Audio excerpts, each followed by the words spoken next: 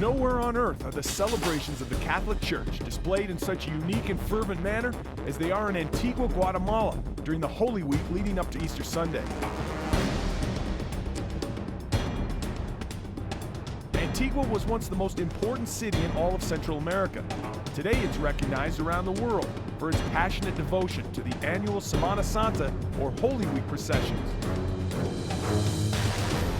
51 weeks of the year, you'll find Antigua to be your typical laid-back, charming Guatemala city.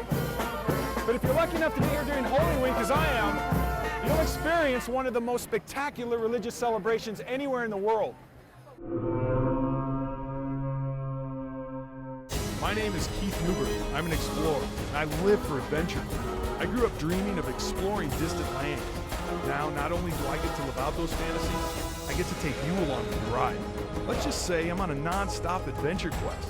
My latest journey of discovery has led me here to the wilds of Central America, a land where the road ahead is paved with endless mystery and mind-blowing wonder. Exploration leads to discovery as American explorer Keith Newberg chronicles his epic journey through distant lands and exotic places, immersing himself in foreign cultures while exploring a fantasy land of lost worlds.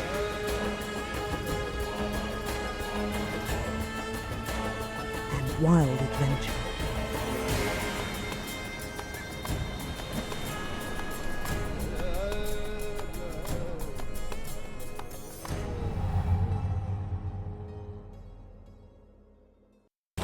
On our last episode, I got wet and wild in Honduras, where I discovered a country committed to conservation. We also explored the Mayan ruins at Copan, once considered the Paris of the ancient world. This week, I've crossed the border into Guatemala, just in time to take part in one of the world's most extravagant religious celebrations. And later, I head to the coastal waters of the Pacific to find out firsthand why Guatemala ranks #1 in the record books when it comes to sail fishing. This is a 60-pounder. It's going to fight you. But first, welcome to Holy Week in Antigua. Being here to experience the fever firsthand, it's easy to understand why few places on earth can match this elaborate religious ceremony. It is massive. Hundreds of thousands make the annual pilgrimage to Antigua during the final week of Lent, all taking part in the Semana Santa festivities. This rare and deeply committed atmosphere is one of the main reasons why, starting 30 years ago, UNESCO has recognized Antigua as a World Heritage Site.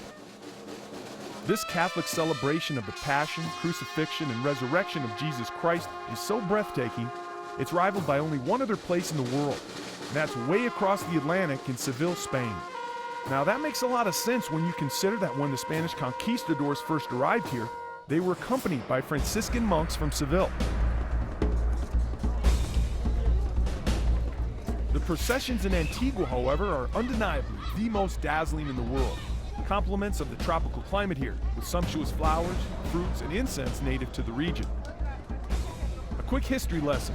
The celebration of Semana Santa started in Antigua sometime after 1521. That's the year Spain gained control of the Mayan region. Franciscan monks were sent with conquistadors with the sole mission of converting the native population. Most historians believe Holy Week has been celebrated in this region continuously since around 1543. Exactly 1 week prior to Easter, on Palm Sunday, the parades commence. People from around the world come together to witness sculptures of Jesus and the Virgin Mary being carried through the streets in what's known here as the processions. These sacred works of art, carried on the shoulders of brotherhoods, which are generally made up of families or parishes.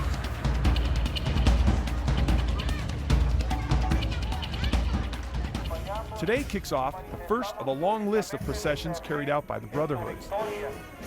Parades depicting the last days of Christ on earth, from his betrayal, persecution, death, and resurrection. Scenes that are showcased on these detailed floats during Holy Week. Adding to this dazzling display is the attention paid to detail on these floats. And check this out, some of these floats weigh as much as 3 tons. Maybe float isn't exactly what they do. Because of the massive size and weight, designers have to be extremely careful with the height and width. Not to mention, they obviously have to make sure those carrying the floats are strong enough to handle it. One wrong move or flaw in the design could injure those taking part in or watching the parade.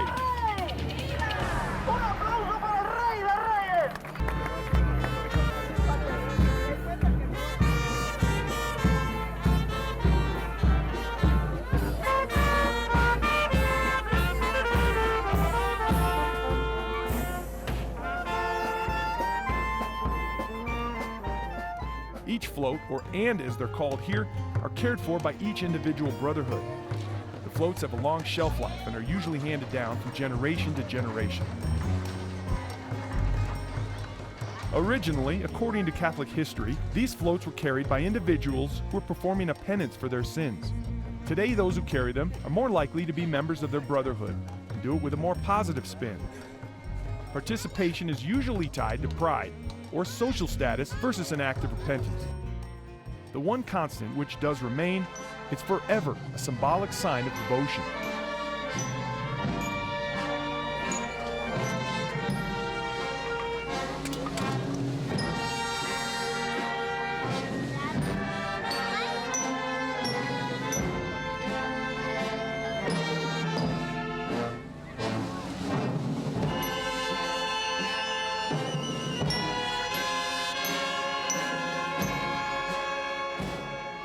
Another piece of the Holy Week tradition includes those lucky enough to live along the parade route. These families have the honor of creating their own decorative carpets called alfombra. Usually the scene on the carpets relates to a theme in the upcoming procession. These religious works of art are specifically designed by family, friends, and neighbors to be proudly displayed during the parade. So Evelyn, you're obviously building a carpet for the procession? Sí, this is important for the family because it's Holy Week. What are the materials in the carpets? The material acerrín. The Acerrín? material acerrín, añelina, Yalina? flowers, fruits, Fruits? vegetables. Do you create a new one every year or the same every year? No, different. Different every year? Different every Okay. year. And you're spraying it down, that's with water to keep everything from Water, blowing away? Yes. And this is in advance of the procession. The procession will pass Yes. right over this. Yes. These intricate alfombras take some major planning. Long before the celebration of Semana Santa begins, locals lay out potential templates for their designs. Everything is considered: carpet theme, design, materials, and construction. No detail is left to chance.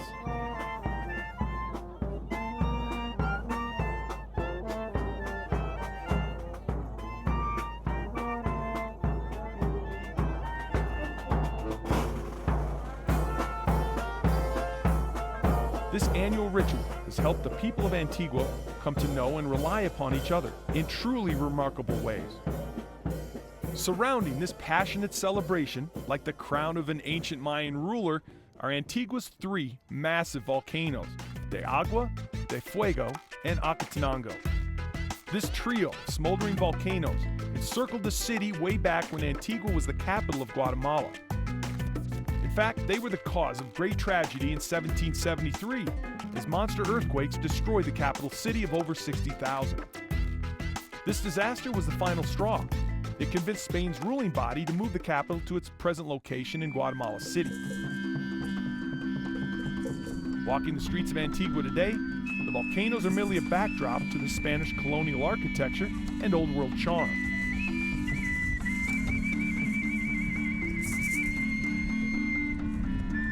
Near the center of town, you'll also find one of Guatemala's most prominent museums. We have to use diamond because the Jadeite jade is 1 grade harder than the steel. This is 1 grade harder than steel. Yeah, so if it's you a hard take stone. out a knife or a coin, anything metal, you can try to scratch it, And and it you're won't. just gonna waste. Like diamond. Yeah. Now, this mask here, This is the mask of Acacao Canchac, the mask of the king of Tikal. The process to make the mask here is very similar that the Mayas actually do. It's a lot of pieces of jade put together over a base of wood like this one. Every piece is handmade, so you're never actually found two masks exactly the same. This is the machines for the polish. The machines use a special kind of sandpaper with diamond dust. Diamond dust, Yeah, sandpaper? water. The water is to avoid the pieces may get too hot with the friction. He's working right now in some shower heads for necklace. This is part of the polishing process? Yeah, all the area right here is for the polishing process. This is the sleeping jaguar. Was found with the king of Tikal under the temple number 1. And the jaguar was supposed to protect the king on his trip to the afterlife. Wow. So the jaguar for the Mayas was a symbol of protection and power. This is a replica of the mask of the King Pacal of Palenque, Mexico. Also found in a tomb. Also found in a tomb. The King Pacal had been one of the most powerful kings in all Mayan history. He was found with more than 26 pounds of jade on the grave. The Mayas had the belief that the most jade you take to the grave when you die, the bigger and better chance you had to go to heaven. So it's actually like buy your path to immortality.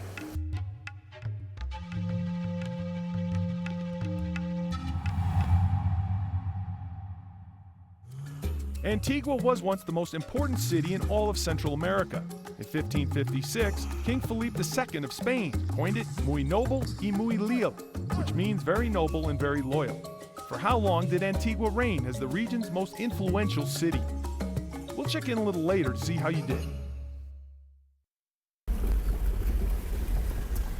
You know, believe it or not, the world's finest coffee does not come from Starbucks. It comes from right here in Guatemala.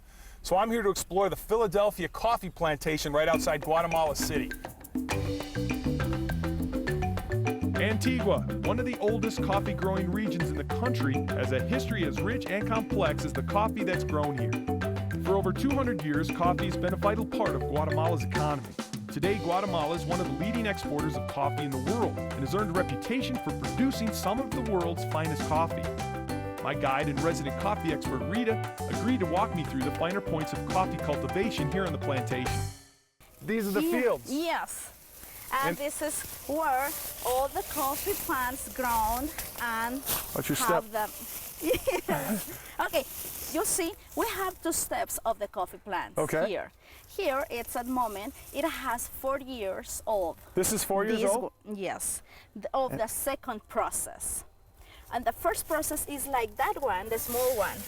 This is a little one. This is a baby? Yeah, this is a baby. It has 3 years old. That's 3 years old, Yes. and that one is 4 years old? There's 4 a years. lot of growth in a year. Yeah. Why? Because we make a harvest of 2 different kinds of coffee. The Caturra is the base, and the Arabica is the fruit. These are your coffee beans? Yes. And you won't And- harvest these until they're... Yeah. And this moment, we must do hand and to pick in hand. Okay, so you will pick these? Yes. Yeah, and the perfect process is take it wet, turn it out, and then fill. So here's the process. Take it, Yeah, turn, round and just turn it and turn it, and it'll come out. and why? And if you see here, you leave the little branch. Yeah. Yeah, this is for the second harvest. So the next bean will come out of the Yes. same small Yes. bud that we just picked this from. Okay. And if you see here, you can press here. And this honey is I'm not as good as you are, obviously. I'm Yeah. a rookie at this. but- Okay, usually the best quality of coffee must to have 2 seeds. You can taste it. It's very sweet. It is sweet. Very sweet. Yeah. And what do you call this? The shell? This is the skin. The skin? Yes. And when the coffee is in this red color, we call cherry coffee. Cherry coffee. Yes. And why is Guatemala's coffee renowned as the finest in the world? What makes you guys special? Because we have a very special weather here. So in this part of the fields here, in the flat plant, we are in the 2,000 feet under So the it's elevation? Yes. Elevation? Yes, that's right. What? That is make the difference in the quality of coffee. It's the elevation. Yes, and the quality of the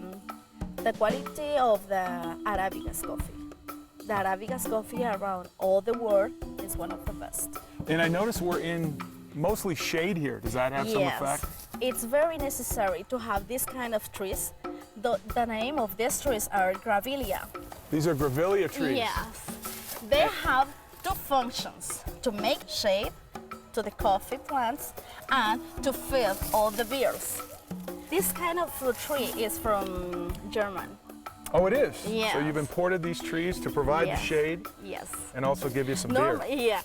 Now, I heard somewhere that each one of these trees will produce like 40 or 50 cups of coffee Yes. in its lifetime. Is that right? Or Yes. And you know, is that the accurate? first harvest of the coffee plant, it begins at the 3 years old. So when they're 3 years old, Yeah. first harvest? Yes. And then in a year, one plant can be harvested 3 or 4 times.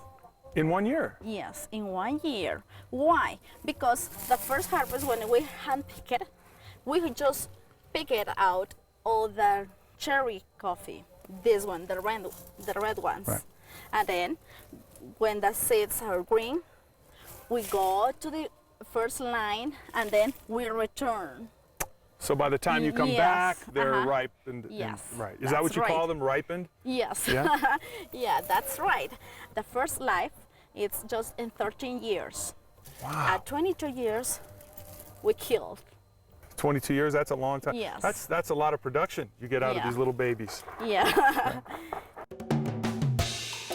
No question about it, Guatemala knows coffee. But coffee isn't the only thing they're good at growing here. As I get back on the road and head south for the coast, I pass by a large banana plantation. Now I'm told that this particular plantation provides fruit to the big three, Dole, Chiquita, and Del Monte, meaning there's a real good chance that I've eaten bananas grown right here. Banana production plays an important role in the Guatemalan economy. Along with coffee and sugar, bananas are one of the country's top exports.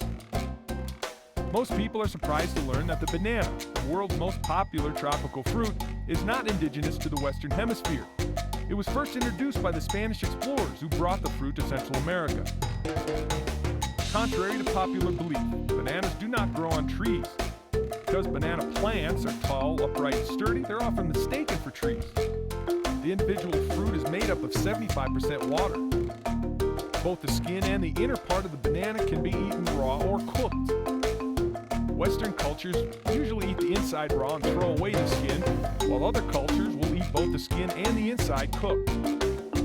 Banana plantations provide a valuable export here in Guatemala and throughout Central America, where high temperatures, heavy rainfall, and rich soil create the ideal environment for the large-scale production of the world's most popular fruit.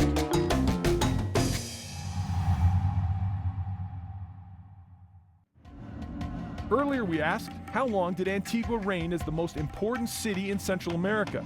If you guessed D, 200 years, you are correct. For over 200 years, Antigua served as the seat of the military governor of the Spanish colony of Guatemala, a region representing all of present-day Central America and southern Mexico. Sport fishing in Guatemala is as good as it gets. Oh, there it is.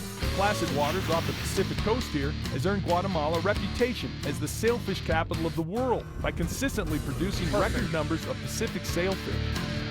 Guatemala currently holds both the conventional and fly fishing records for the most sailfish caught and released in a single day. Fact is, I can't leave Guatemala without doing some fishing. After a 2-hour drive from Antigua down to the Pacific coast, I meet up with my fishing guide, Basil. Now, Basil is not your average local charter captain. Folks around here call him the champ. He's earned that title as one of Guatemala's reigning sail fishing champs. It's time to find out if Guatemala can live up to its high-flying reputation. I'm feeling pretty good as we head out into the open sea.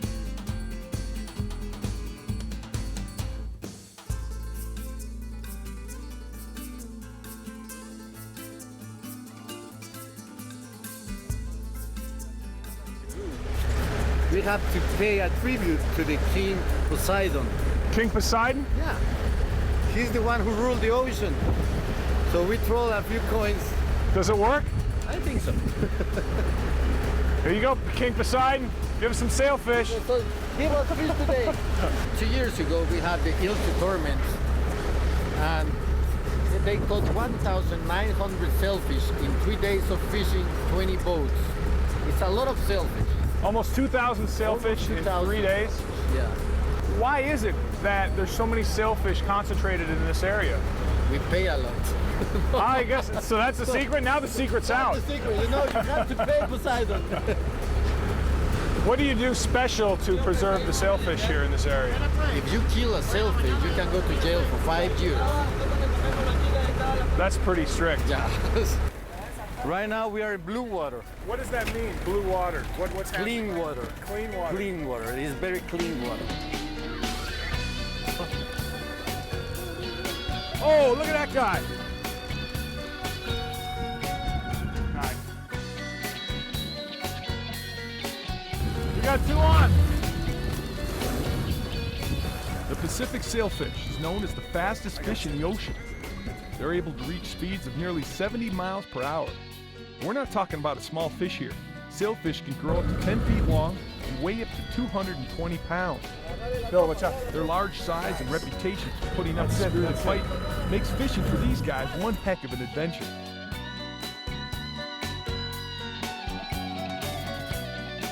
Jump again. Nice. Nice.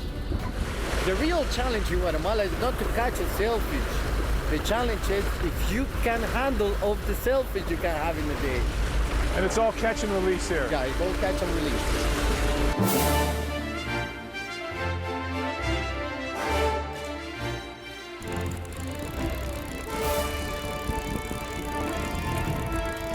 Vamos!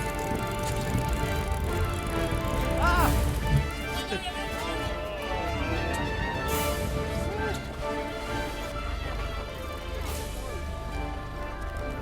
Champ explains that the large number of sailfish found in this area is due mainly to a naturally occurring phenomenon under the sea. As strong Pacific currents flow in from the west, they hit the coast of El Salvador and turn back towards Guatemala, creating a vast, naturally occurring underwater coastline. I got you.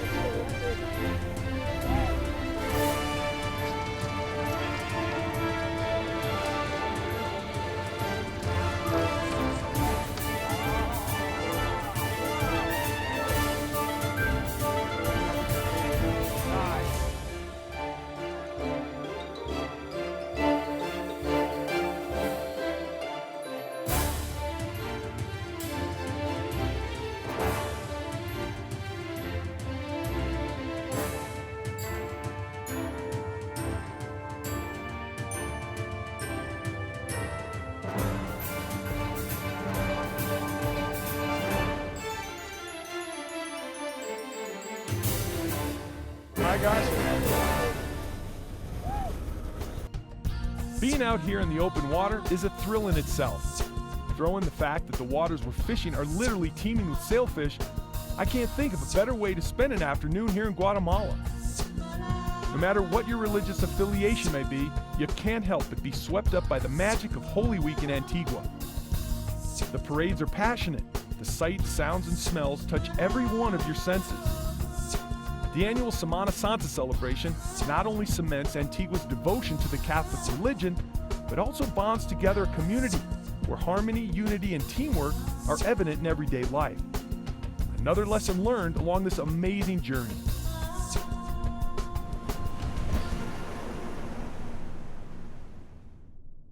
For more information on the expedition, visit amxhd.info.